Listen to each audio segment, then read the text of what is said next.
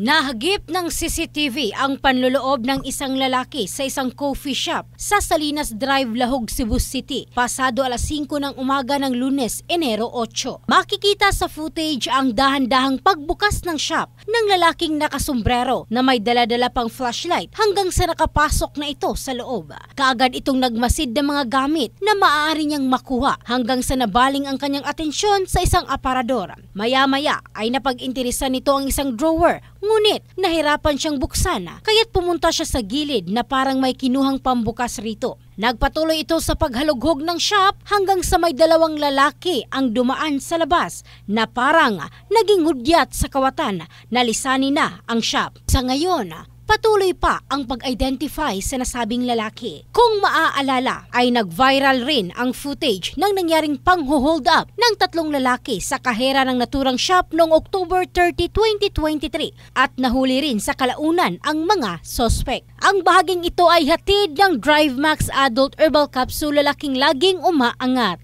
In the heart of changing lives, ito si Michelle Craste ng Brigada News Philippines, The Music News Authority.